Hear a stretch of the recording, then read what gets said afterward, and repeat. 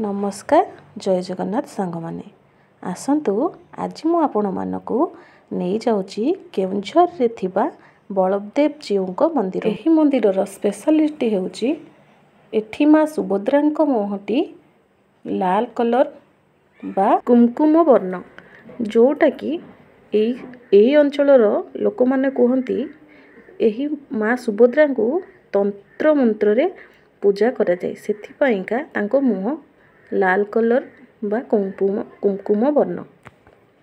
मु किंतु ए नन्ना को पचारि थिली मां को मुहटी काहेकि लाल कलर बा कुमकुम वर्ण हेछि बोली।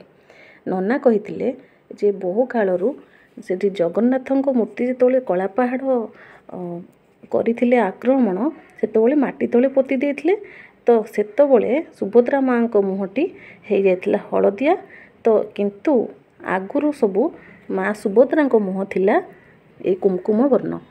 तो तांको कहवा कथा ठीक हो किंबा लोकों किंबदंती भी ठीक हो जहाँ भी हो ना कहीं मते मंदिरटी बहुत भल लगला। एठी माँ विमला सरस्वती अछंती एठी माँ लक्ष्मी अछंती ए मंदिर पाखरे सबू पार्श्व देवदेवी अछंती आउ एठी स्नान मंडप अच्छी बड़ यज्ञ भी हुए। एठी महाराजंकर प्रतिमूर्ति अच्छी जी कि ए मंदिर को गढ़ी थिले बा तैयारी करथिले आउ तांकर मूर्ति भी अच्छी एठी बट गणेश अच्छी जहाँ भी पुरी रे अच्छी सब एठी देखा मिलिबो। आउ एठी एति शांति एति मनोरम दृश्य एठी अच्छी जोटा कि मते आकर्षण करथिला। जदि आपण मानकु मो वीडियोटी भल लागु थाए आपण माने एई जगह को बुलिबा को जिबा पई चाहछंती यार लोकेशन हे जाउछि केउंझर टाउन रो 2-3 किलोमीटर हबो। ए भीतर को गले आपण माने ए बलदेव जीव को मंदिर को जाई परिबे आ एठिकार शोभा अनुभव करि परिबे। मंदिर रे भजा मुगर खेचुड़ी भोग लगा जाए तो आमे माने ए मंदिर भोग लागिला परे आमे खेचुड़ी आनिकी टी प्रसाद ग्रहण करिथिलु।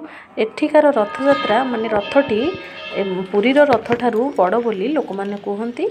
आ जदि आपण मानको मो वीडियोटी भल लागु थाए लाइक करिवे शेयर करिवे सब्सक्राइब करिवे मो चैनल टी को आगु बढ़िया पे सहायता करिवे। Thank you.